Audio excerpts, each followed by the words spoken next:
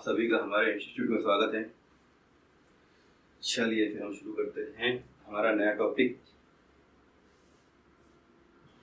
आज की क्लास में हम बात करेंगे जीन थेरेपी। जीन थेरेपी क्या है और जीन थेरेपी का यूज क्या है। जीन थेरेपी एक प्रोसेस है, एक क्या है प्रोसेस है जिसके द्वारा हम जीन थेरेपी प्रोसेस जिसके द्वारा हम फॉल्टी जीन या डीएनए को रिमूव करते हैं,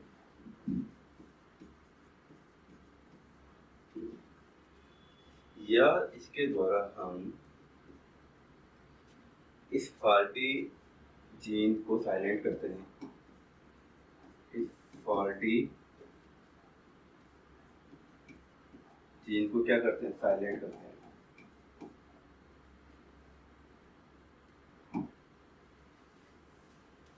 जीन साइलेंट करते हैं मतलब यहाँ पे हम क्या कर रहे हैं, जीन साइलेंसिंग कर रहे हैं। यहाँ पे हम क्या कर रहे हैं, जीन साइलेंसिंग कर रहे हैं।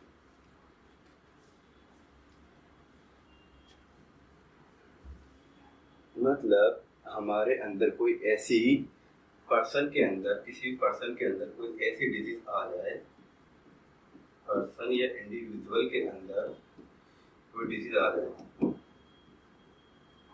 जो कैसी हो, जेनेटिक हो, जो कैसी हो, जेनेटिक डिजीज हो, उस डिजीज को हम जीन थेरेपी द्वारा क्योर करते हैं। कैसे करते हैं? जो जेनेटिक डिजीज है, जो डिजीज जीन्स में है, डीएनए में है, तो उन डीएनए जीन को हमें क्या करना है, रिमूव करना है। ओके, या फिर जो डीएनए जीन है वो क्या करेगा। पहला पॉइंट भाई हम जो देख रहे हैं कि जो कि हमारा डीएनए है या जो जीन है, अगर ये फॉल्टी है, अगर ये फॉल्टी है, ये कोई डिजीज को कैरी कर रहा है, तो इसे हमें रिमूव करना है। इसे हमें क्या करना है, रिमूव करना है। तो इसे हम या तो डायरेक्ट रिमूव कर देंगे, या अभी जो जीन है ये फंक्शन परफॉर्म कर रहा है, क्या बनाएगा, फाइनली प्रोटीन बनाएगा ना। फाइनली क्या बनाएगा, ये प्रोटीन बनाएगा। हमें प्रोटीन के फंक्शन हमें क्या करना है कि प्रोटीन ना बने, हमें क्या करना है कि प्रोटीन ना बने, प्रोटीन को बनने से रोकना है। तो हमें यहाँ पे जीन को ही नॉकआउट करना होगा, जीन को निकालना होगा, जीन की साइलेंसिंग करनी होगी। हमें यहाँ पर कुल मिला के जीन को हटाना ही है, सीधी सी बात है। जीन थेरेपी में हम क्या बात करते हैं, जीन थेरेपी में हम जो पर्सन है जिसको कोई डिजीज है, डिजीज कौन सी है, जेनेटिक डिजीज, उसको हम क्योर करते हैं। क्योर कैसे कर रहे हैं, एक प्रोसेस के द्वारा। क्योर कैसे कर रहे हैं, एक प्रोसेस के द्वारा। उस प्रोसेस को हम बोलते हैं जीन थेरेपी। यहाँ पर हमें क्या करना पड़ता है कि हमें पता लग गया कि कोई डीएनए या जीन फॉल्टी है जो फंक्शन परफॉर्म नहीं कर पा रहा। फिर डीएनए के जो फंक्शंस हैं, जो एमआरएनए बनाएगा, प्रोटीन बनाएगा, वो अगर वो नहीं बना पा रहा तो वो उस चीज की कमी है वहां पर, उसे वहां पर हमें हटाना होता है। अगर हमारे पास उसका कोई सब्स्टिट्यूट प्रेजेंट नहीं हो तो। दूसरा, अब हमारे पास सब्स्टिट्यूट प्रेजेंट नहीं है तो हमें क्या करना है, फिर हमें उस जीन को नॉकआउट करना है ताकि वो जीन फंक्शन ना करे। उस जीन को हमें साइलेंट करना है। उस जीन को हमें क्या करना है, साइलेंट करना है ताकि वो अपने फंक्शन परफॉर्म ना करे। ताकि जैसे जो जीन है, डीएनए क्या बनाता है, फाइनली प्रोटीन बनाता है, ताकि उस जीन के द्वारा प्रोटीन ना बने। अगर सपोज करूं ये जो जीन है, डीएनए है, ये कैसा है, नॉन फंक्शन या कोई भी डिजीज कैरी कर रहा है, तो इसके द्वारा जो प्रोटीन बनेगा वो भी कैसा होगा, डिजीज प्रोटीन होगा। वो भी उस डिजीज को क्या करेगा, कैरी करेगा। उस डिजीज को क्या करेगा, कैरी करेगा। इसीलिए हमें इस जीन को क्या करना होता है, रिमूव करना होता है। थर्ड पॉइंट हमारे पास, यहाँ पर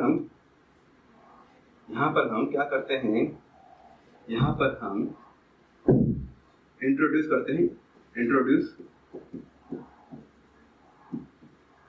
इंट्रोड्यूस न्यू फंक्शनल जीन। यहाँ पर हम क्या करते हैं, जो जीन है, जीन थेरेपी में जो हमारा डैमेज जीन या फॉल्टी जीन है, हमें क्या करना, उसको रिमूव करना है। ये सपोज करो हमारा क्या है, डीएनए। ये हमारा क्या है, डीएनए। और डीएनए में हमें ये पता लग गया कि हमारा क्या है, ये वाला जो पोर्शन है फॉल्टी जीन है, वाला जो क्या है फॉल्टी एरिया है, ये हमारा कंप्लीट क्या है डीएनए। डीएनए में एक स्पेसिफिक सेगमेंट है जो किसी जीन का क्या कर रहा है फॉर्मेशन, इस जीन के द्वारा क्या हो रहा है, किसी स्पेसिफिक प्रोटीन या एंजाइम का क्या हो रहा है, इस जीन के द्वारा हमारे पास क्या हो रहा है, जीन के द्वारा स्पेसिफिक एंजाइम या फिर प्रोटीन का क्या हो रहा है फॉर्मेशन हो रहा है। बट ये यहाँ पे फॉल्टी है, तो अब जो इसके द्वारा एंजाइम या प्रोटीन बनेगा वो भी कैसा बनेगा, फॉल्टी, जो कि पहले जैसा वर्क नहीं कर सकता। तो अब हमें इसे क्या करना है, रिमूव करना है। तो यहाँ पर हम दो मेथड यूज करेंगे, यहाँ पर हम ये मेथड यूज करेंगे, या तो हम कंप्लीटली इस सेगमेंट को हटा दें, फर्स्ट मेथड जीन हट गया, उसका कोई फंक्शन नहीं है, और वहां पर हमारे पास क्या होगा, कोई भी नया जीन हमने नहीं डाला। दूसरा हम इसकी जगह अब क्या करेंगे, इसकी जगह हम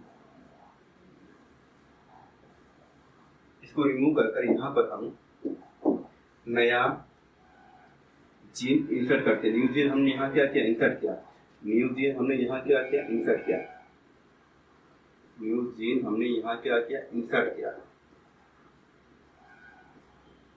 जो कि ऐसा फंक्शनल है। अब जो ये क्या करेगा, जीन के द्वारा प्रोटीन या एंजाइम का फॉर्मेशन करेगा। यहाँ तक की बातें क्लियर।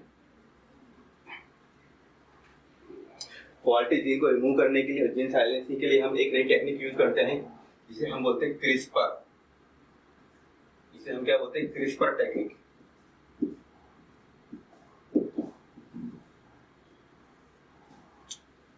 इसे हम क्या बोलते हैं, क्रिस्पर टेक्निक। और मैक्सिमम जीन थेरेपी में हम नए जीन का इंट्रोड्यूस करते हैं। यहाँ तक की बात क्लियर। अब हमारे पास जीन थेरेपी में जो हमारी एनसीईआरटी है, इसमें हमारे पास जीन थेरेपी में हमारे पास यहाँ पर दो डिजीज दी हुई है। एक है हमारे पास स्किड, जो कि एडीए जीन की डेफिशिएंसी की वजह से हो रही है। दूसरी है सिस्टिक फाइब्रिकोसिस।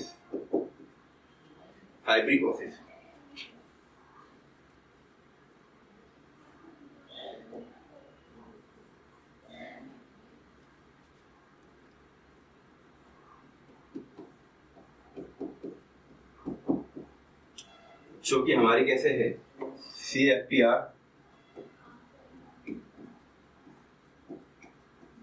जीन के नॉन फंक्शनल या मेल फंक्शनल होने की वजह से है। नॉन फंक्शनल मैन फंक्शनल एक ही चीज है कि जीन जो फंक्शन है वो परफॉर्म नहीं कर पा रहा, उसके फंक्शन लेस हो गए, वो फंक्शन परफॉर्म नहीं कर पा रहा। अब हम बात करते हैं एडीए।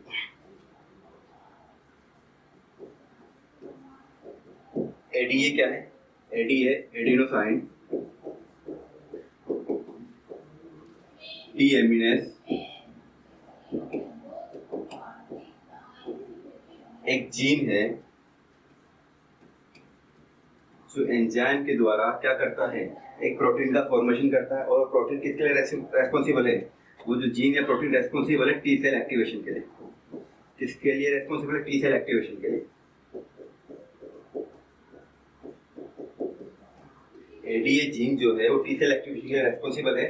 और इस जीन की डेफिशिएंसी की वजह से, इस जीन की डेफिशिएंसी की वजह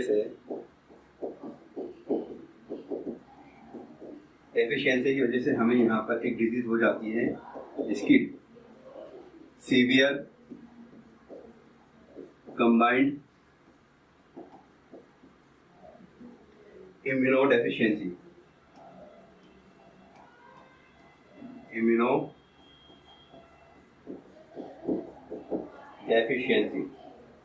ये यहाँ पे एक डिजीज हो जाती है। ओके, जीन थेरेपी में हम दो डिजीज की बात करेंगे। एक है हमारे पास एडीए जीन के द्वारा जो डिजीज हो रही है, इसकी दूसरा है सिस्टिक फाइब्रोसिस। अभी हम बात कर रहे हैं एडीए के द्वारा जो डिजीज हो रही है। एडीए की फुल फॉर्म है एडिनोसिन डीएमिनेस। एक जीन है जिसके द्वारा क्या होता है, प्रोटीन का फॉर्मेशन हो रहा है, और वो प्रोटीन फाइनली क्या कर रहा है, टी सेल का एक्टिवेशन कर रहा है। क्या कर रहा है टी सेल का। अगर हमारे पास टी सेल का एक्टिवेशन नहीं होगा तो क्या होगा, यहाँ पे एक डिजीज हो जाएगी, सीवियर कंबाइंड इम्यूनो डेफिशिएंसी। यहाँ तक डाउट, कोई समस्या? चले, क्या होता है जब बाहर से हमारी बॉडी में पैथोजेंस माइक्रोब्स का अटैक होता है, जो कि क्या कहलाएगा हमारी बॉडी के लिए, वो हमारी बॉडी के लिए क्या कहलाएंगे, एंटीजेंस कहलाएंगे, राइट। एंटीजेंस कहलाएंगे। अब ये जब बॉडी में एंटर करते हैं तो जो इनका नेचर होता है दो तरह का होता है, या तो वो होंगे आपके कार्बोहाइड्रेट नेचर के होंगे या लिपिड नेचर के होंगे, ये आपके प्रोटीन नेचर के होंगे। अगर प्रोटीन नेचर के हैं तो मतलब वो कैसे हैं, वायरस पार्टिकल, कैसे हैं वायरस पार्टिकल, राइट। अब ये बॉडी में एंटर करते हैं और बॉडी के लिए क्या कहलाते हैं, एंटीजन। तो हमारी क्या होगी, यहाँ पर इम्यूनोग्लोबुलिन सेल एक्टिवेट हो जाती है, यहाँ पर हमारी इम्यूनोग्लोबुलिन सेल्स एक्टिवेट हो जाती हैं और वो हमें क्या प्रोवाइड करती है, इम्यूनिटी प्रोवाइड करती है। वो हमें क्या प्रोवाइड करती हैं, इम्यूनिटी प्रोवाइड करती है। यहाँ पर हमारे पास जो कि है हमारे लिम्फोसाइट्स हैं, हमारी लिम्फोसाइट्स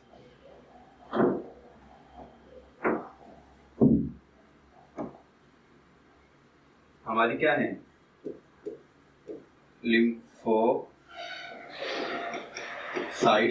जिसमें हम बात करते हैं हमारी T lymphocytes and B lymphocytes, T cell and B cell. इसके अलावा हम बात करते हैं मैक्रोफेज, न्यूट्रोफिल, इओसिनोफिल,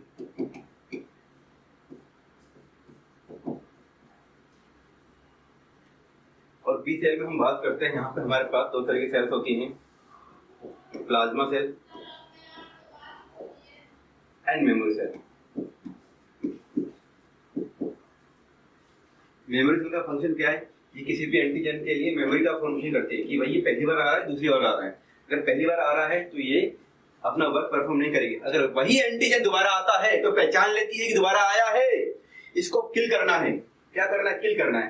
तो ये अपना सिग्नल किसको सेंड करेगी, प्लाज्मा सेल्स को। देन प्लाज्मा सेल अब क्या करेगी, यहाँ पर इम्यूनोग्लोबुलिन्स का फॉर्मेशन करेगी, जो कि हमारे पास कौन कौन सी हैं, IgG, IgA, IgM, IgD और IgE। इन इम्यूनोग्लोबुलिन्स इम्यून सेल का फॉर्मेशन होगा और इन सेल का फॉर्मेशन हो रहा है, ये किस पे डिपेंड करता है, टी सेल पर। ये किस पे डिपेंड करता है, टी सेल पर। जो अब हमारे टी सेल है दो तरह की होती है, जो टी सेल है ये दो तरह की होती है। फर्स्ट है T helper cell. B cell का जो एक्टिवेशन होता है वो टी सेल डिपेंडेंट एक्टिवेशन होता है। बी सेल एक्टिवेट जब होती है वो दो तरीके से होती है। फर्स्ट जो मेथड है टी सेल इंडिपेंडेंट एक्टिवेशन। जब टी सेल के बिना एक्टिवेट हो रही है तो मतलब इसको रिकॉग्नाइज करेगी, वो रिकॉग्नाइज करेगी ओनली बैक्टीरियल पैथोजन को, जो कि हमारी बॉडी के लिए ज्यादा हार्मफुल नहीं होते। बट अगर वायरस पार्टिकल बॉडी में एंटर कर रहा है तो यहाँ पर हमें टी सेल के द्वारा बी सेल का क्या होगा, एक्टिवेशन होगा। सेकंड है T cytotoxic cell. T cytotoxic या टी किलर सेल। ओके, अब अगर टी सेल ने अपना फंक्शन बंद कर दिया, ये बंद क्यों हो रहा है, ये बंद, यहाँ तक की कोई समस्या, यहाँ तक कोई दुविधा, समस्या? चले, चलो। अगर भाई अब टी सेल ने अपना काम करना बंद कर दिया, टी सेल ने अपना काम करना बंद कर दिया, मतलब हमारे पास क्या है, यहाँ पर ADH जिनकी क्या है, डेफिशिएंसी है। इसकी डेफिशिएंसी है तो टी सेल का एक्टिवेशन नहीं होगा। और जब टी सेल का एक्टिवेशन नहीं हो रहा अब टी सेल का हमारे पास क्या हो रहा है, एक्टिवेशन नहीं होगा तो क्या होगा, यहाँ पे हमें एक डिजीज हो जाएगी, जो कि कैसी डिजीज है, सर्व कंबाइंड इम्यूनोडेफिशिएंसी डिजीज है, और ये आपकी एक जेनेटिक डिजीज है। अगर इसका पता हमने, इसको हमने आइडेंटिफाई कर लिया, इसको अगर हमने आइडेंटिफाई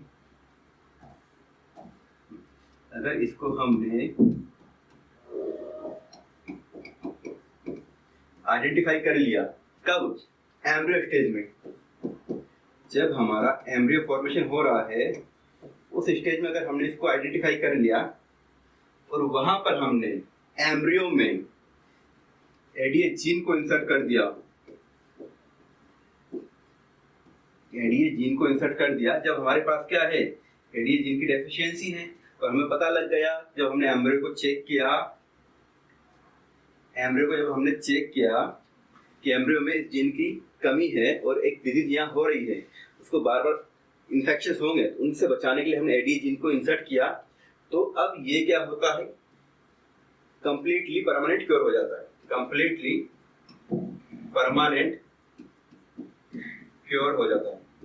परंतु जब एम्ब्रियो बन जाता है, एम्ब्रियो, जाइगोट एंड हमारा जो बेबी बर्थ हो जाता है, अगर उसके बाद हमको क्योर करेंगे तो जो हमारा क्योर है वो क्योर हमारा बेबी बर्थ के बाद कैसा होगा, टेम्पररी क्योर होगा।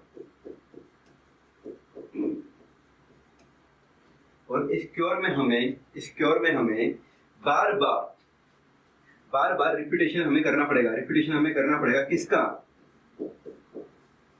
रिपीटेशन हमें करना पड़ेगा एडीए जीन का। क्यों करना पड़ेगा, यहाँ तो हम सिर्फ एक बार दे रहे हैं, यहाँ हमें बार बार देना पड़ रहा है। क्यों देना पड़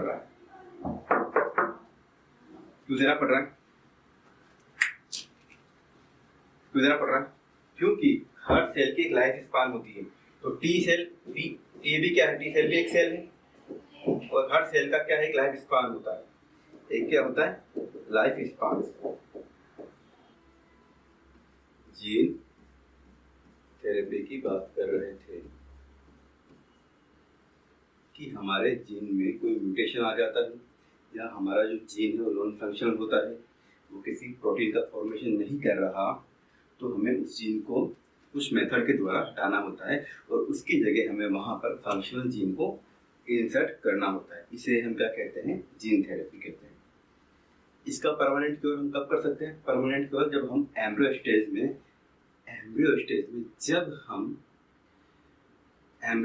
जब होती है, उस स्टेज में हम स्टेम सेल का फॉर्मेशन करके या उस जीन का फॉर्मेशन करके स्टेम सेल में डाल देते हैं या एम्ब्रियो में डाल देते हैं, तो उस समय इसका परमानेंट क्योर हो जाता है। अगर आफ्टर बर्थ हम इसका ट्रीटमेंट करना चाहते हैं तो वो हमारा परमानेंट नहीं होता, उसमें हमें इसको बार बार रिपीटेशन या बार बार कुछ समय बाद इसको इंसर्ट करना होता है, क्योंकि सभी सेल्स की एक लाइफ स्पान होती है, लाइफ मोर्टेलिटी होती है। इसीलिए क्योंकि हमारी सेल्स क्या है, इमोर्टल नहीं है, इमोर्टल मतलब सेल्स में जो सेल डिवीजन है वो अनकंट्रोल है। अगर सेल में डिवीजन अनकंट्रोल होगा तो सेल क्या होगी, कैंसरस कंडीशन में चली जाएगी। इसीलिए हर एक सेल की अपनी लाइफ साइकिल है, लाइफ स्पान है। उस लाइफ प्रोसेस को पूरा करके सेल अपनी डेथ प्रोसेस में चली जाती है, और जब नई सेल का फॉर्मेशन होगा तो फिर हमें वापस से जीन थेरेपी करनी होगी। तो जीन थेरेपी के लिए हमने बात करी थी, जो हमारा जीन है जो वर्किंग नहीं कर रहा, उसको हमें क्या करना है, डिफेक्ट जीन को हमें क्या करना है, रिमूव करना है। या फिर जो डिफेक्ट जीन है इसकी हमें क्या करनी है, जीन साइलेंसिंग करनी है। क्या करनी है, जीन साइलेंसिंग। मतलब अब ये जो डिफेक्ट जीन है, डिफेक्टिव प्रोडक्ट बनाएगा, डिफेक्टिव प्रोटीन बनाएगा, तो डिफेक्टिव प्रोटीन का फॉर्मेशन ना हो, फॉर्मेशन ना हो, और जो आगे कोई डिफेक्टिव डिजीज कोज ना करे, तो हम इस जीन को साइलेंट कर देंगे, ताकि जीन अपना वर्क परफॉर्म ना कर पाए, ताकि जो जीन है अपना वर्क परफॉर्म ना कर सके। इन दोनों को हम यूज करते हैं। बायोटेक की एक न्यू ब्रांच है क्रिस्पर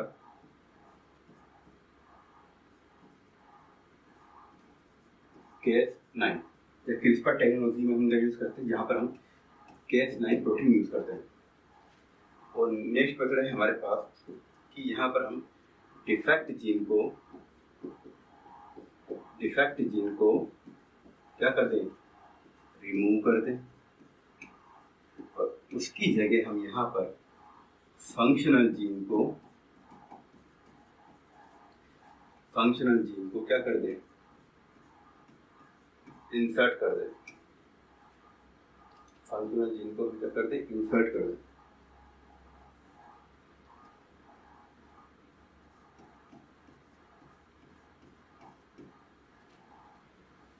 तो जीन थेरेपी में मैक्सिमम इसी प्रोसेस का यूज करते हैं। ठीक है जी, हमने एक डायग्राम बताया था आपको, ये हमारा एक जीन डीएनए सेगमेंट है। यहाँ पे जो हमारा एक सेगमेंट है या जो जीन पोर्शन है, ये कैसा है, डिफेक्टिव है। ये कैसा है, डिफेक्टिव जीन है।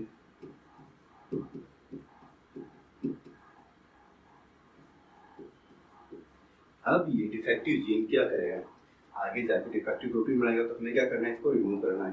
इसको रिमूव करेंगे by the help of enzyme, by the help of enzyme.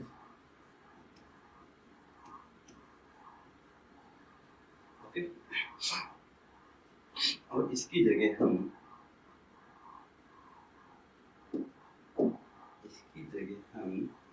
यहाँ पर एक न्यू फंक्शनल जीन इंसर्ट कर देंगे। इसकी जगह हम न्यू फंक्शनल जीन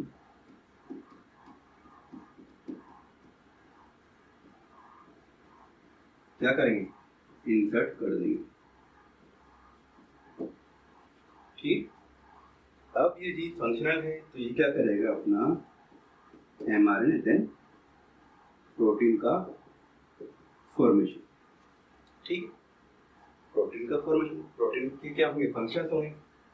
हमने लास्ट क्लास में डिस्कस करा था कि जीन थेरेपी में हम सिर्फ अभी 2 डिजीज को डिस्कस करेंगे। एक थी हमारी skid, severe combined immunodeficiency, and second थी CFTR।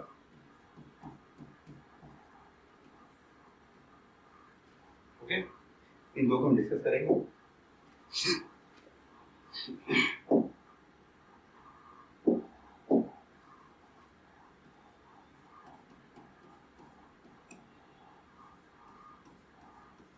Severe combined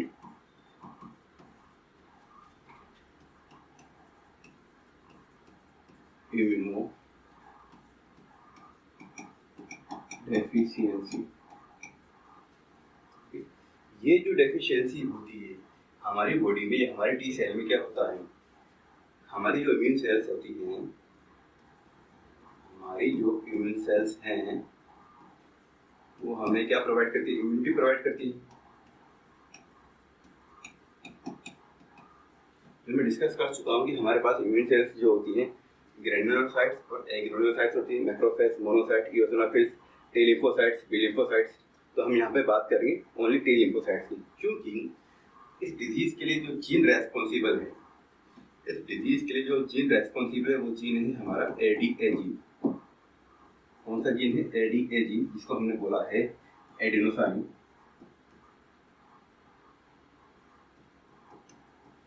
deaminase. ये एंजाइम रेस्पॉन्सिबल है। ये एंजाइम क्या करता है, टी सेल का मैच्योरेशन करता है। क्या करता है, टी सेल का मैच्योरेशन करता है। मतलब ये टी सेल को क्या करता है, परिपक्व करता है। अगर ये जीन एब्सेंट होगा तो हमारी टी सेल मैच्योर नहीं होगी, टी सेल परिपक्व नहीं होगी। और टी सेल जब मैच्योर नहीं होगी तो मैच्योर होने पर टी सेल जो एक्शन करती है, जो एक्टिविटीज करती है, जो अदर सेल को एक्टिवेशन में हेल्प करती है और अदर वायरल प्रोटीन को किल करती है, वो चीज नहीं कर पाएगी और हमारी बॉडी क्या हो जाएगी, डिजीज के लिए सेंसिटिव हो जाएगी और हमारी बॉडी में डिफरेंट टाइप के पैथोजेंस आके अटैक करेंगे और हमारे पास हमारी बॉडी में कई प्रकार की डिजीज हो जाएगी। ठीक है, यहाँ तक की पॉइंट क्लियर?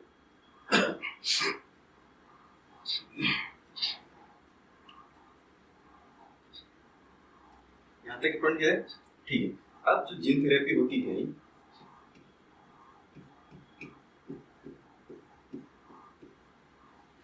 ये हम हमारे दो सेल्स में दे सकते हैं। फर्स्ट हम बात करते हैं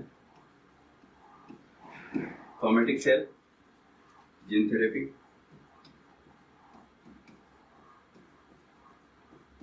अगर हम सोमैटिक सेल में जीन थेरेपी देते हैं तो ये क्या होती है? ये नॉन जेनेटिक होती है। कैसी होती है? तो सोमैटिक सेल्स जो होती है नॉन जेनेटिक सेल्स होती है, मतलब ये इनहेरिटेड नहीं होती। कैसी होती है? Non inherited. मतलब ये हम अगर ये जब हम जीन थेरेपी दे रहे हैं, अगर वो थेरेपी जब हम उस समय प्रोवाइड करते हैं जब हमारे पास कोई हेरिटेबल डिजीज नहीं हो, वो सिर्फ उसी जनरेशन तक सीमित रहे, उसकी आगे आने वाली प्रोजोनी को, आगे आने वाली डॉटर सेल्स को ये क्योर नहीं कर सकती। ये एंसेस्टर से प्रोजेनी को या डॉटर सेल को प्रोटेक्शन प्रोवाइड नहीं करती।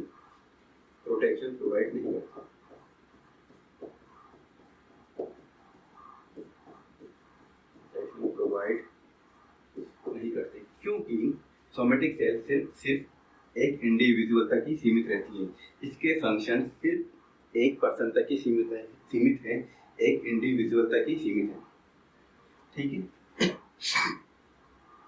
सेकंड है जर्मिनल या germ line cell gene therapy.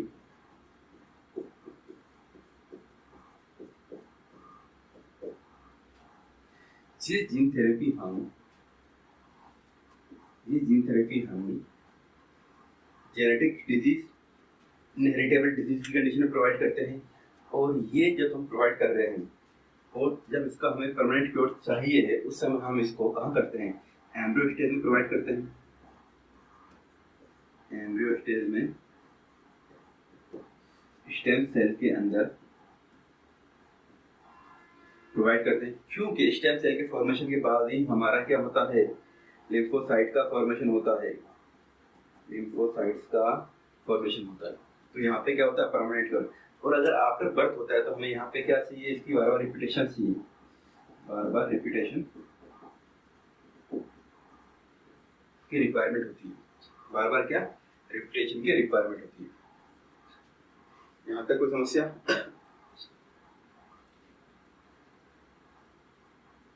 यहाँ पे बार बार हमें क्या होती है? रिपीटेशन की।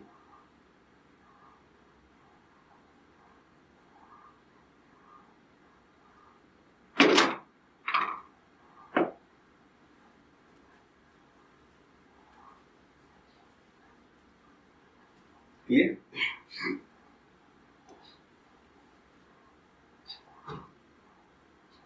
अब जो एडीए जीन की डेफिशिएंसी है,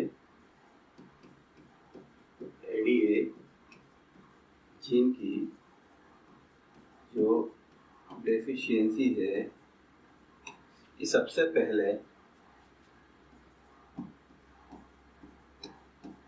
अशांति डिसिल्वा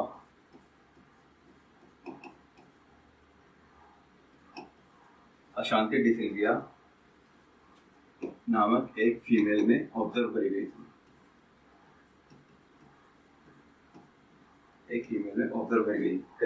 इसमें देखा, इस फीमेल में देखा कि यहाँ पर हमारे पास क्या है? अशांति देवी में अशांत हैं। अशांति देवी जो है अशांत हैं, इनमें यहाँ पर टी सेल का क्या हो रहा है? मैच्योरेशन नहीं हो रहा। टी सेल का यहाँ पे क्या हो रहा है? मैच्योरेशन नहीं हो रहा। मैच्योरेशन यहाँ पे ब्लॉक है। तो अब हमें पता है कि टी सेल के मैच्योरेशन के लिए, यहाँ पे एक्टिवेशन के लिए हमें किस जीन की रिक्वायरमेंट होती है? ADA gene. ADA gene require for T cell activation and maturation.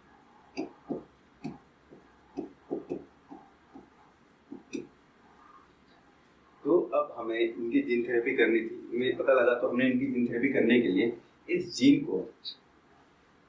Gene को हमने एक्स वीवो सिंथेसिस कर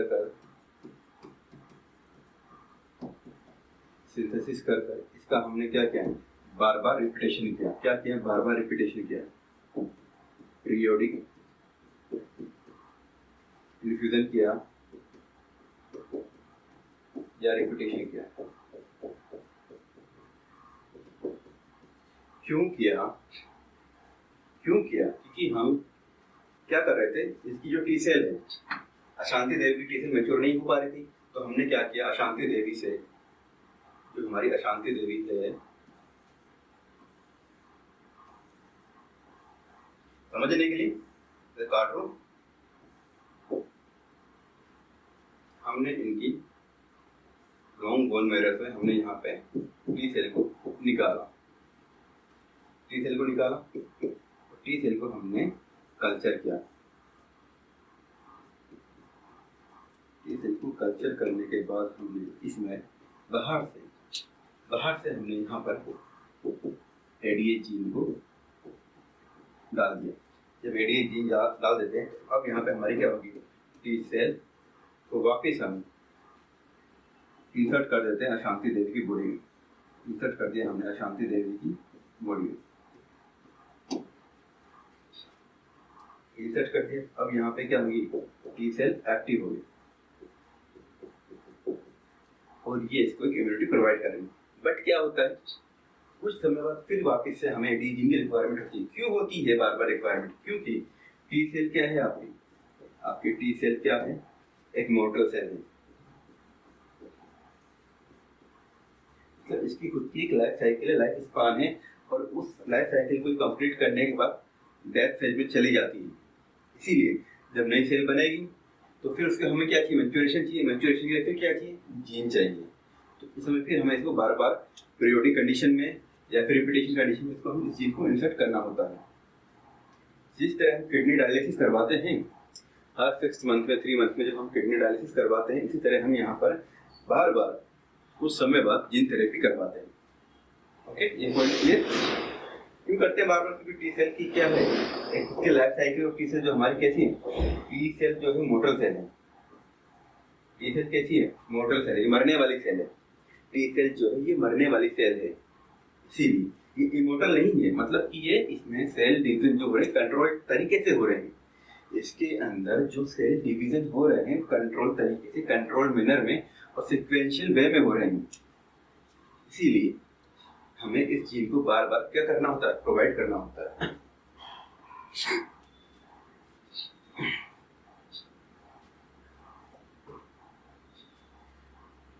अब जो जीन थेरेपी है,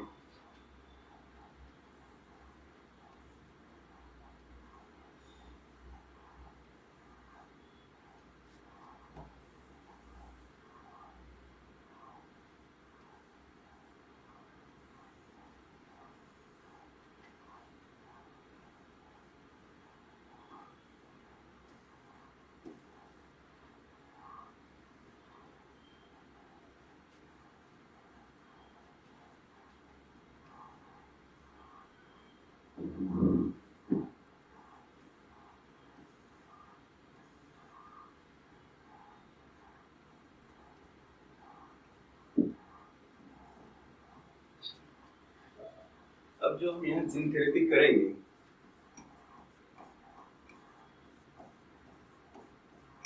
वो हम 2 तरीके से कर सकते हैं। फर्स्ट हमारा जो है यहाँ पर एक्स वीवो है, एक्स वीवो मतलब अब हम क्या करेंगे, फर्स्टली इसमें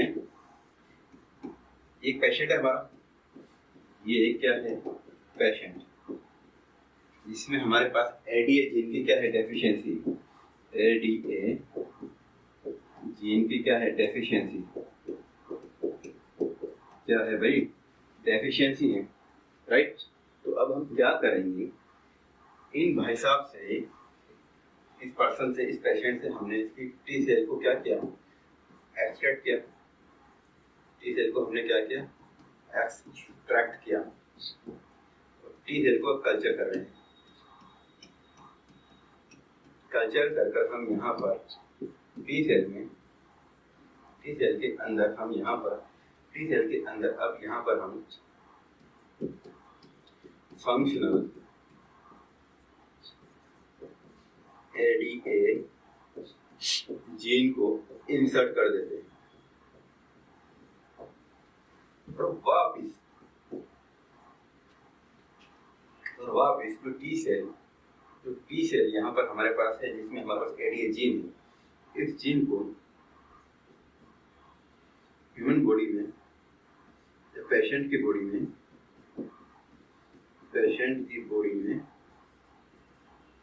इंसर्ट कर देते हैं। एक मिनट हमारा ये हो गया। इसमें हमने क्या करा, इसमें हमने ये करा है कि जो पेशेंट है, हमें पता लगा कि जब हमने इसका ट्रीटमेंट चेक किया, इसको हमने डायग्नोसिस किया कि यहाँ पर एक जीन की डेफिशिएंसी है जो हमारे पास क्या है, टी सेल के मैच्योरेशन के लिए रेस्पॉन्सिबल है। अगर इसकी टी सेल मैच्योर नहीं हो पाएंगी तो ये बार बार क्या होगा, डिफरेंट टाइप की डिजीज पैथोजन से इन्फेक्टेड होगा। क्या होगा, इन्फेक्टेड होगा और यहाँ पे डिजीज हो सकती है। हो सकता है फाइनली यहाँ पर एंटीजन एंटीबॉडी रिएक्शन ना हो पाए और ये पर्सन डेथ को चला जाए। जैसे कि हम बात करते हैं एड्स की, एक्वायर्ड इम्यूनो डेफिशिएंसी सिंड्रोम। यहाँ पर क्या होता है, यहाँ पर HIV वायरस का जब अटैक होता है तो वायरस क्या करता है, बार बार अपनी फिजिकल स्ट्रक्चर को चेंज करता रहता है, फिजियोलॉजी को चेंज करता रहता है और वो टी सेल के एक्टिवेशन को ब्लॉक कर देता है, टी सेल के मैच्योरेशन को ब्लॉक कर देता है। जब टी सेल का फॉर्मेशन नहीं होता, इस वजह से जो पेशेंट है वो डिफरेंट टाइप के अगेंस्ट ससेप्टिबल हो जाता है, सेंसिटिव हो जाता है।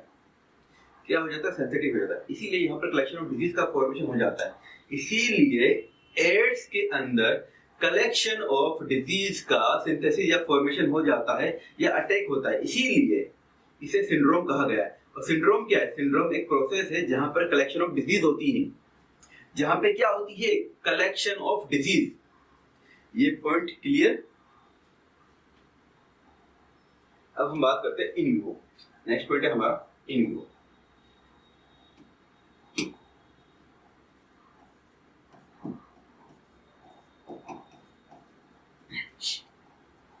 इसमें हमें कुछ नहीं करना, ये बॉडी के अंदर होगा।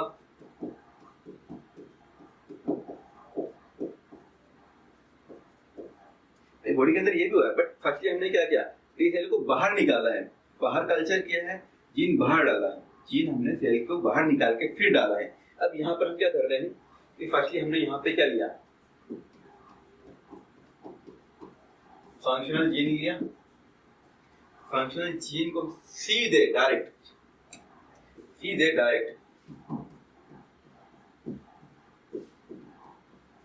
टी सेल में इंसर्ट कर देते हैं। कहाँ कर देते हैं, टी सेल में इंसर्ट कर देते हैं। और अब क्या होता है, टी सेल में इंसर्ट हो जाता है इस मेथड से और इस मेथड से। अब हमारा क्या होगा, टी सेल मैच्योरेशन होगा और टी सेल मैच्योर हो जाती है तो अब क्या होगा, अब हमारे सारे लिम्फोसाइट्स एक्टिव हो जाएंगे और हमें एक तरह की इम्यूनिटी मिल जाएगी और हमारे पास के इम्यून रेस्पॉन्स आने लगेगा। हमारे पास क्या होंगे, इम्यून रेस्पॉन्स आने लगेंगे।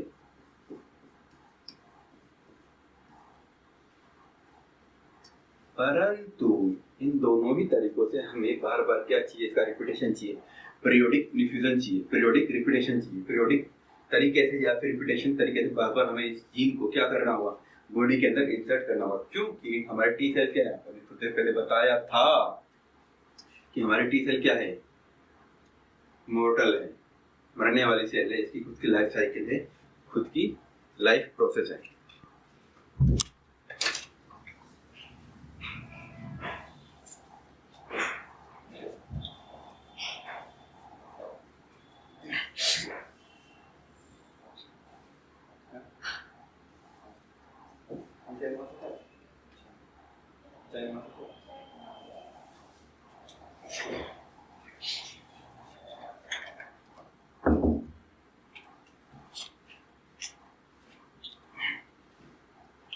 तो यहाँ तक के पॉइंट क्लियर। चलो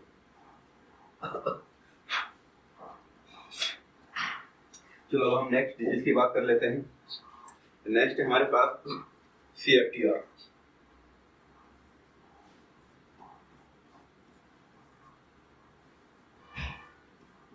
क्या है CFTR? इसको बोलते हैं सिस्टिक फिब्रोसिस ट्रांसमेम्ब्रेन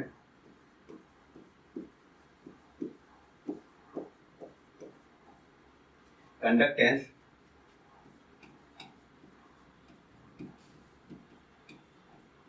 या रेगुलेटर।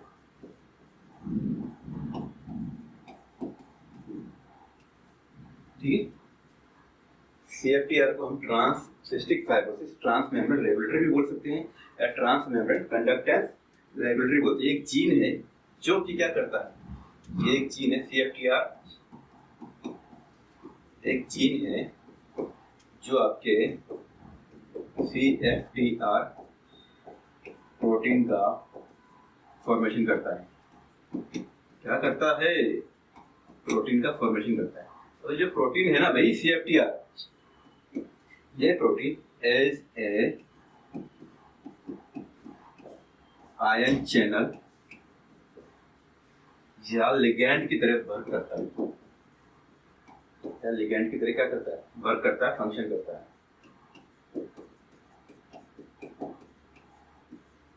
मतलब आयन चैनल से लिगैंड है, लिगैंड मतलब यहाँ पे हमारे पास क्या हो रही है, एक तरह की यहाँ पर हमारे पास क्या हो रही है, सेल सिग्नलिंग हो रही है, सेल सिग्नलिंग हो रही है।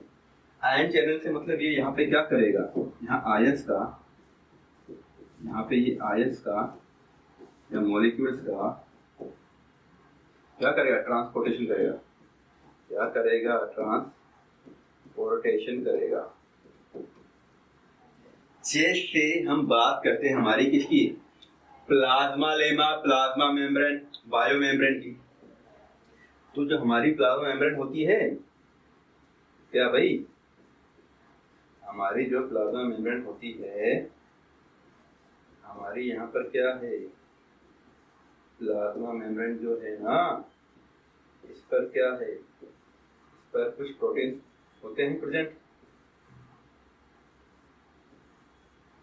ये प्रोटीन क्या करते हैं, ये प्रोटीन चैनल की तरह वर्क करते हैं। कुछ इंटीग्रल प्रोटीन है, कुछ ट्रांसमेम्ब्रेन प्रोटीन है। तो ये प्रोटीन्स हैं, ये क्या करते हैं, मॉलिक्यूलर ट्रैफिकिंग का काम करते हैं, मॉलिक्यूल्स के ट्रांसपोर्टेशन में हेल्प करते हैं, राइट। तो ये यहाँ क्या कर रहे हैं, आयन चैनल्स यहाँ पर मॉलिक्यूल ट्रैफिकिंग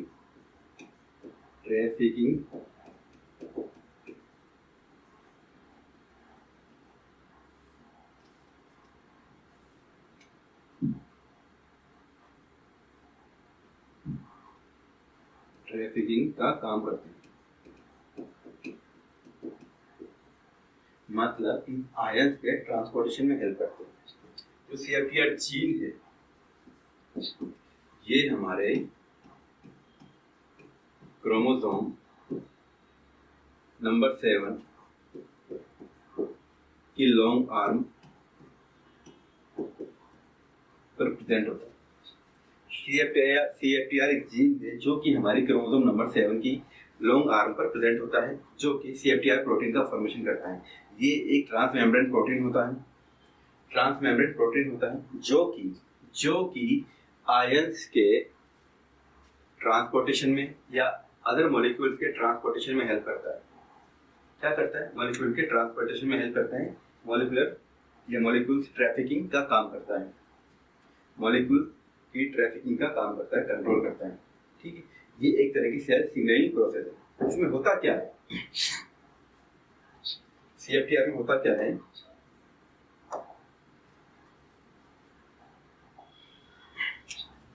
CFTR में होता क्या है, जो CFTR है इसमें पर्सन के पास क्या होता है, CFTR जीन नहीं बनता, CFTR जीन नहीं बनता, CFTR प्रोटीन भी नहीं बनेगा जीन की वजह से। यहाँ पर क्या है, जीन नहीं बनेगा। तो जीन के द्वारा अब क्या हो रहा है, mRNA प्रोटीन, तो यहाँ पर इसका प्रोटीन का फॉर्मेशन भी नहीं होगा।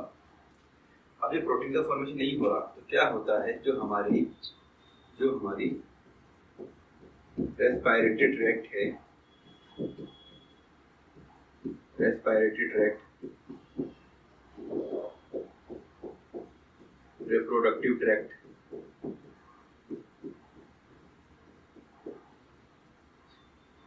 लंग्स,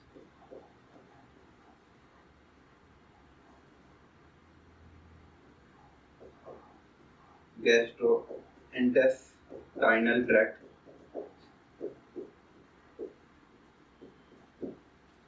इन ट्रैक्ट में क्या होता है, इन सभी जगह पर रेस्पिरेटरी, रिप्रोडक्टिव, लंग्स, जहाँ पे मैंने राइट लगाया है तो मैक्सिमम वहां पर क्या होता है, वहां पर म्यूकस का डिपोजिशन होने लगता है। म्यूकस का क्या डिपोजिशन होने लगता है, सीक्रेशन होने लगता है। अब म्यूकस के डिपोजिशन की वजह से यहाँ पे क्या होता है, म्यूकस के डिपोजिशन की वजह से यहाँ पे क्या होता है, अब यहाँ पर वही मॉलिक्यूल्स का ट्रांसपोर्ट नहीं हो पाएगा, ट्रांसपोर्ट नहीं हो पाता, और फिर क्या होता है, CFTR काम नहीं करेगा, CFTR वर्क नहीं करेगा, CFTR वर्क नहीं करेगा। ये पॉइंट क्लियर? क्या होता है, जब CFTR जीन नहीं बनेगा तो प्रोटीन नहीं बनेगा, प्रोटीन नहीं बन रहा तो क्या हो रहा है, जीन नॉन फंक्शनल है, जीन काम नहीं कर रहा, इस वजह से यहाँ पे म्यूकस का क्या हो रहा है, सीक्रेशन हो रहा है। और अब जो ये पाथ है, हमारे जो ट्रैक्ट हैं, ट्रैक्ट के जो पाथ हैं वो क्या हो जाते हैं, ब्लॉक हो जाते हैं। ट्रैक्ट के जो जितनी भी ट्रैक्ट हैं, सभी ट्रैक्ट के जो पाथ होते हैं, पाथ है, ये क्या हो जाते हैं, ब्लॉक हो जाते हैं, क्या हो जाते हैं, ब्लॉक हो जाते हैं। ये पॉइंट क्लियर? यहाँ तक कोई समस्या?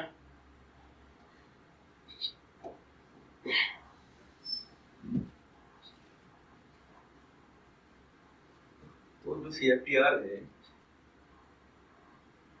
CFTR पर हमारे पास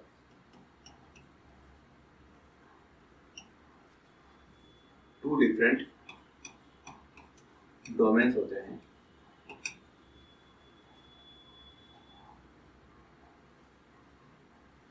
फर्स्ट है हमारे पास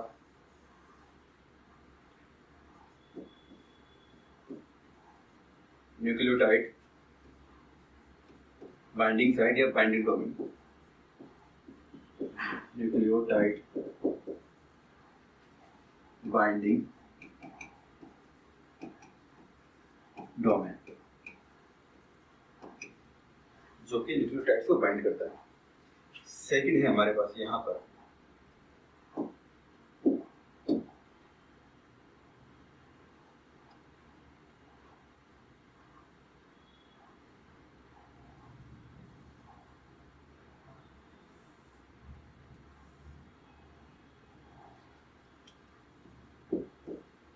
first and second TBD, trans membrane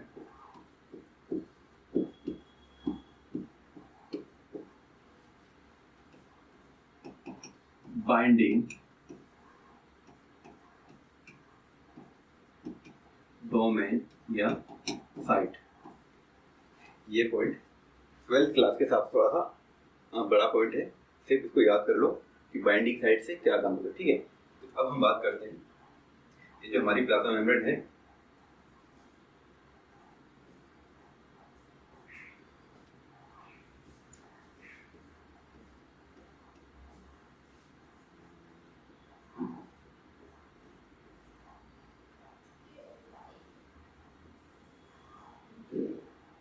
ये जो हमारी क्या है, प्लाज्मा मेम्ब्रेन है,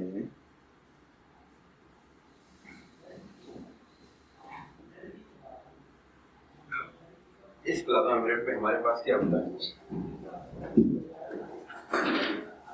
ये हमारा क्या है, CFTR है,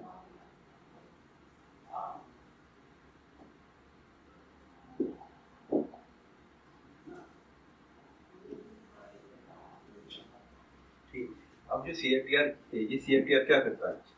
ये जो CFTR है, ये जो CFTR है, ये CFTR क्या करता है? हमारी सेल्स में यहाँ पर क्या करता है? क्लोराइड क्या करता है? CFTR यहाँ पर जो CFTR है, यहाँ पर ये जो CFTR है, ये क्लोराइड आयन और सोडियम आयंस के ट्रांसपोर्टेशन को क्या करता है? रेगुलेट करता है। ट्रांसपोर्टेशन को क्या करता है? रेगुलेट करता है। क्या करता है? रेगुलेट करता है। मतलब ये जो CFTR है, ये सपोज करो हमारा क्या है? CFTR है,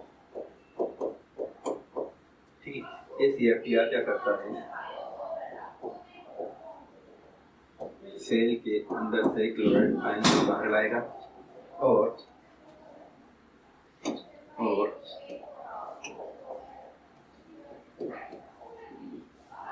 सेल के अंदर सोडियम आयन को मेंटेन करेगा, अंदर लाएगा और यहाँ पर ये H2O मॉलिक्यूल्स को क्या करेगा? एब्जॉर्ब करेगा। इनकी वजह से यहाँ पे क्या होगा? इन आयंस की वजह से यहाँ पर क्या होगा? हमारे पास आयंस का बैलेंस बना रहेगा। यहाँ पे आयनिक बैलेंस बना रहेगा। यहाँ पर क्या होगा? आयोनिक बैलेंस बना रहेगा, जो कि ट्रांस मेम्ब्रेन के कंडक्टेंस के लिए क्या है? रेस्पॉन्सिबल है। जो किसके लिए रेस्पॉन्सिबल है? जो कि ट्रांस मेम्ब्रेन के कंडक्टेंस के लिए रेस्पॉन्सिबल है। थोड़ा पॉइंट बड़ा हो गया होगा, टफ हो गया होगा, पर समझते हैं। इसके स्ट्रक्चर्स हैं। इसके हमारे पास दो साइड्स होती हैं।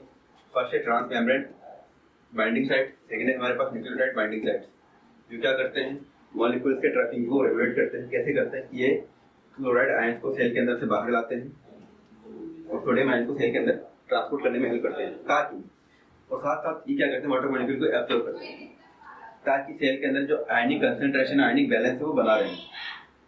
अब बात करो, आप या सोचो, जब हम नर्वस सिस्टम की बात करते हैं, जब हम न्यूरॉन्स की बात करते हैं, जब हम न्यूरॉन्स की बात करते हैं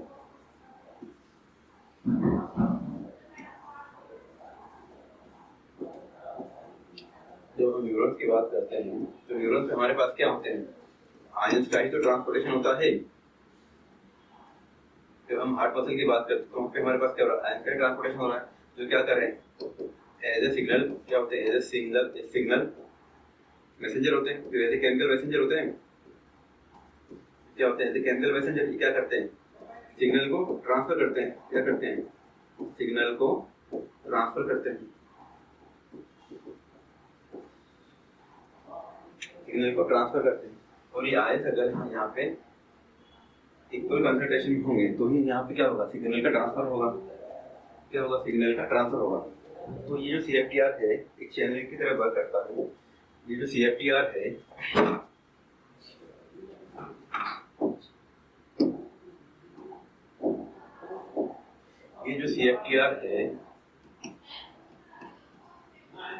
ऐसे चैनल की तरह वर्क करता है। चैनल की तरह काम करने पर ये क्या करता है? जो हमारी सेल है, सपोज करो ये हमारी क्या है? Plasma membrane. यहाँ पे हमारे पास इस वाली कंडीशन में क्या है? हमारे पास यहाँ दो कंडीशन है। यहाँ पे हमारे पास कंडीशन फर्स्ट और यहाँ पे हमारे पास कंडीशन सेकेंड। कंडीशन फर्स्ट है, यहाँ पे क्या होता है? हमारे पास CFTR जीन एब्सेंट है। CFTR जीन क्या है? एब्सेंट, म्यूटेट या non functional, right? CFTR gene mutant है तो यहाँ पर क्या हो रहा है? यहाँ पर अब हमारे पास म्यूकस का डिपोजिशन हो गया। यहाँ पे क्या हो गया, म्यूकस का डिपोजिशन।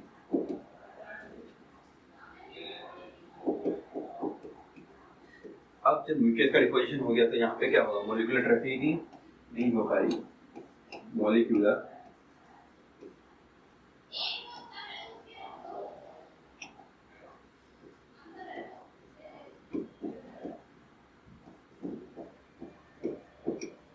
ट्रैफिकिंग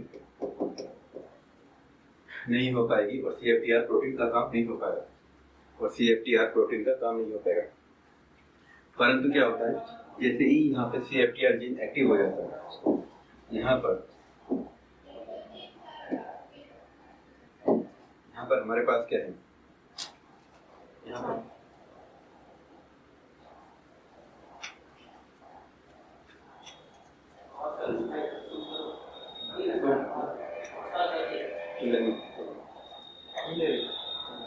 नमस्कार भैया जी।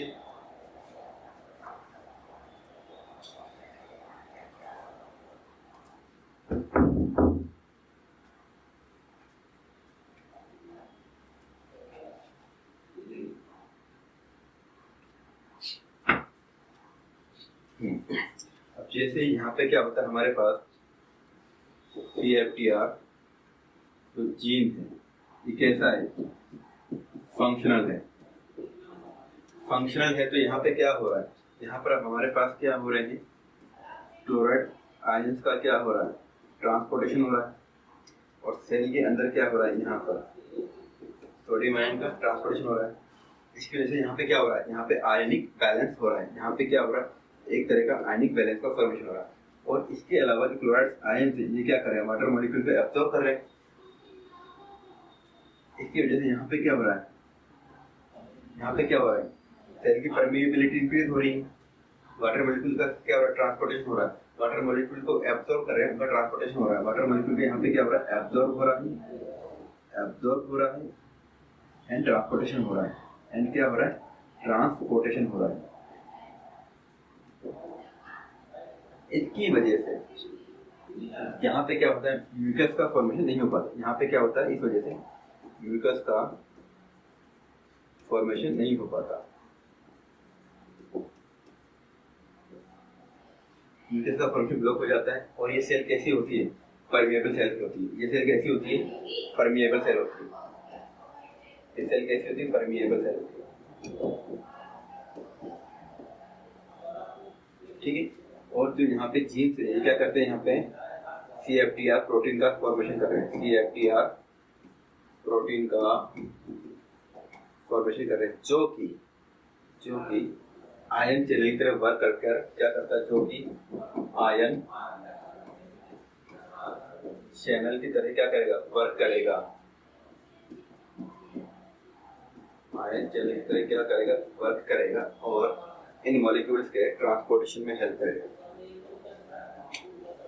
तो कंडीशन फर्स्ट क्या है हमारी, कंडीशन फर्स्ट हमारी डिजीज कंडीशन है।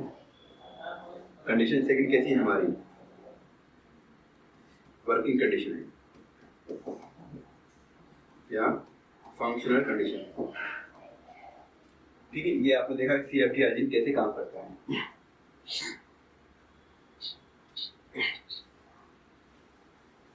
अब हमें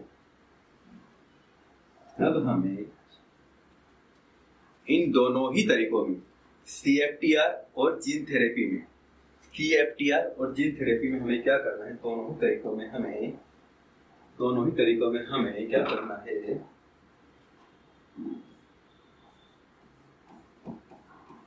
रेट्रोवायरस का यूज करना है। रेट्रोवायरस का यूज करना है जो कि RNA से क्या बनाए, RNA से DNA या क्या करें, जीन का फॉर्मेशन।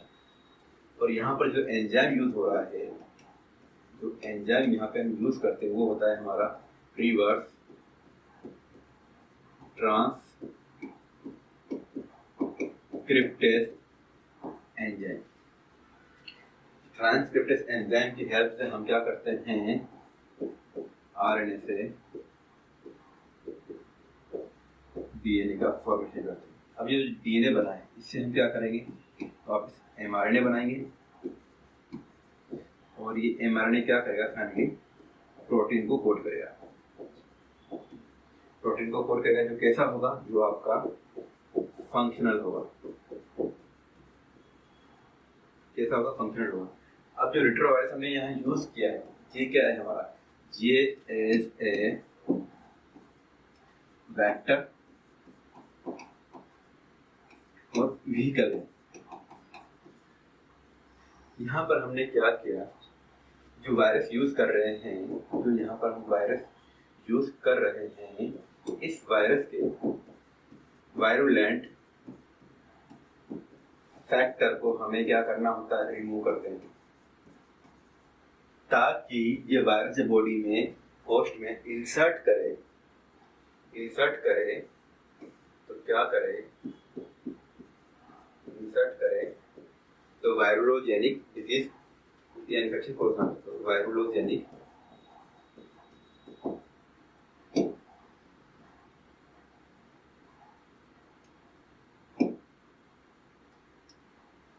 तो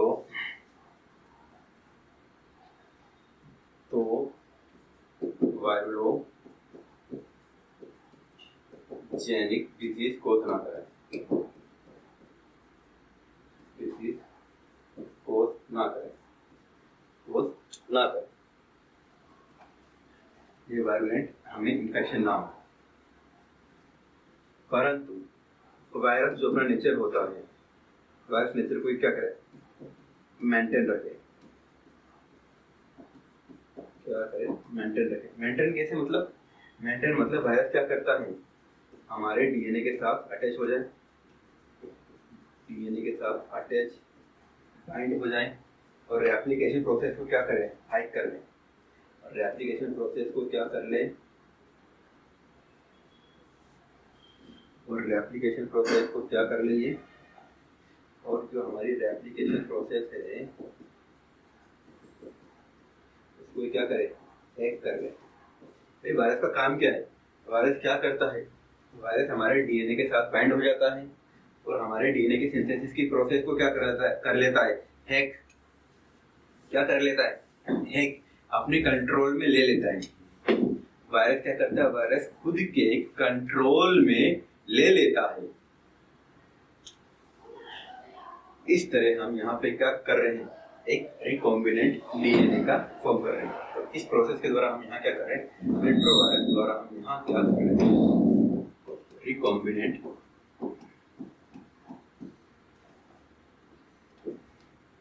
का फॉर्मेशन कर रहे हैं। और इसी के लिए हमने यहाँ क्या यूज किया है, आरडीएनए टेक्निक यूज करी। यही तो क्या है, यही तो जो पूरा फंडा है, ये क्या है, आरडीएनए जेनेटिक इंजीनियरिंग का क्या है, बेसिक वेक्टर है, व्हीकल है। हमने जीन्स को आइसोलेट किया, जीन्स हम क्या बना रहे हैं, प्रोटीन या जीन को हम क्या कर रहे हैं, डायरेक्ट किसमें इंसर्ट कर रहे हैं, होस्ट सेल में। कहाँ इंसर्ट कर रहे हैं, होस्ट सेल में, जो क्या करेगा, अपने फंक्शन परफॉर्म करेगा। वहां पे उसका क्या होगा, एक्सप्रेशन होगा। वहां पे इसका क्या होगा, वहां पे इसका क्या होगा, एक्सप्रेशन होगा। वहां पे इसका क्या होगा, एक्सप्रेशन होगा। इसलिए हमने यहाँ पे क्या किया है, CFTR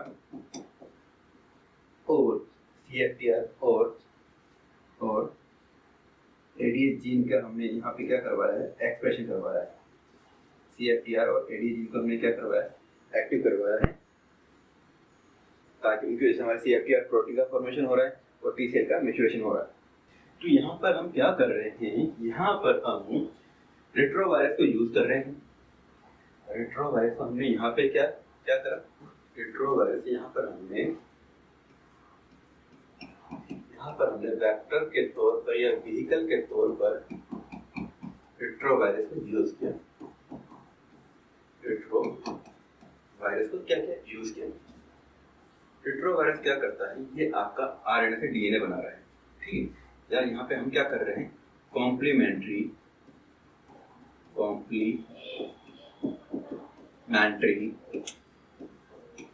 डीएनए cDNA का हम क्या कर रहे हैं, फॉर्मेशन कर रहे हैं। ठीक है, ये कॉम्प्लीमेंट्री डीएनए क्या कर रहा है, जीन का फॉर्मेशन कर रहा है। जो जीन हमें कौन सा चाहिए, रेट्रोवायरस में हमने क्या करा, जैसे वेक्टर निकल लिया, इसके हमने यहाँ पर फर्स्टली, इसका हमने यहाँ पर क्या करा, फर्स्टली यहाँ पर हमने इसके वायरुलेंट फैक्टर या एजेंट को हमने क्या किया, रिमूव कर दिया। फर्स्ट में हमने ये काम किया, रिमूव कर दिया। अब जो हमारा जीन है, फंक्शनल जीन, उसको हमने सिंथेसिस किया। उसका हमने क्या किया, सिंथेसिस किया या टारगेट सेल से आइसोलेट किया, या टारगेट सेल से क्या किया, आइसोलेट किया और रेट्रोवायरस में इंसर्ट कर दिया। रेट्रोवायरस में क्या कर दिया, इंसर्ट कर दिया। रेट्रोवायरस से हमारे पास क्या हुआ, इसके वायरोजेनिक फैक्टर हमने वायरुलेंट इन्फेक्शियस एजेंट या फैक्टर को हमने क्या कर दिया, रिमूव कर दिया। अब ये अपने नेचर के अकॉर्डिंग, अपने नेचर के अकॉर्डिंग जो भी वायरस का नेचर होता है क्या करता है, ये हमारी एक सेल है, ये सेल में हमारा क्या है, डीएनए, क्या है, डीएनए। इस डीएनए के साथ जो हमारा जीन है ना, जो जीन आ रहा है और यहाँ पे आके अटैच हो जाता है, यहाँ पर अटैच हो जाता है। अब वायरस ने यहाँ पे क्या कर लिया, इस डीएनए सिंथेसिस या रेप्लिकेशन प्रोसेस को क्या कर लिया, हैक कर लिया और अपने कंट्रोल में ले लिया। अब जिस तरह वायरस सेल यहाँ पे डिवाइड करेंगे, जब वायरस सेल किसी सेल में इन्फेक्ट होती है और जब डिवाइड करती है, इसी तरह यहाँ पर क्या होगा, हमारी सेल भी डीएनए सिंथेसिस करेगी, डिवाइड करेगी। तो अब क्या होगा, इस जीन का हमारे पास क्या होगा, इस जीन का यहाँ पे क्या होगा, एक्सप्रेशन। भाई हमने वायरस के जो सारे हार्मफुल फैक्टर थे, हार्मफुल फैक्टर मतलब जो हमें इन्फेक्शन कर सकते थे, उनको हमने रिमूव कर दिया। तो अब हमारे पास क्या बचा है, सिर्फ हमारा जीन बचा है।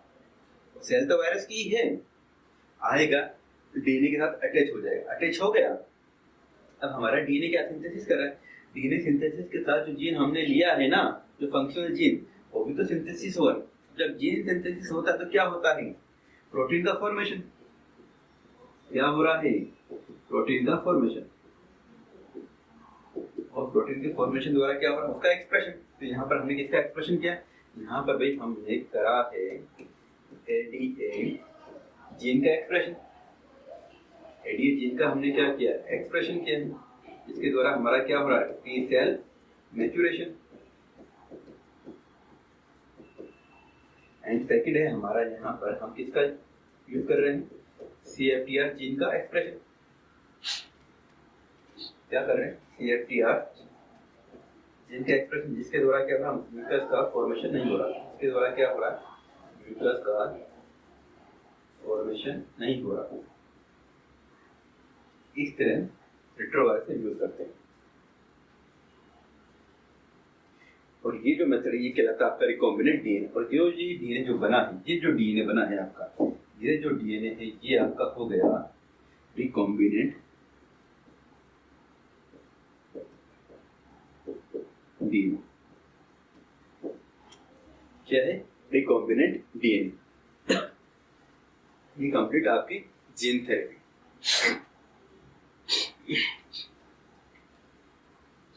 क्या है, कंप्लीट जीन थेरेपी। यहाँ तो कोई डाउट,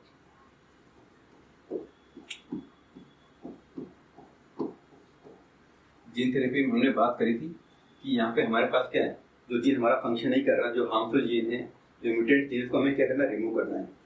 ठीक है, यहाँ पे हमने क्या करा है, जीन को क्या क्या रिमूव किया है। कैसे करते हैं, मेथड कई हमारे पास, जैसे हम बात करते हैं क्रिस्पर मेथड की, क्रिस्पर। ठीक है, क्रिस्पर के अलावा अब यहाँ पे हम क्या कर रहे हैं, फंक्शनल जीन को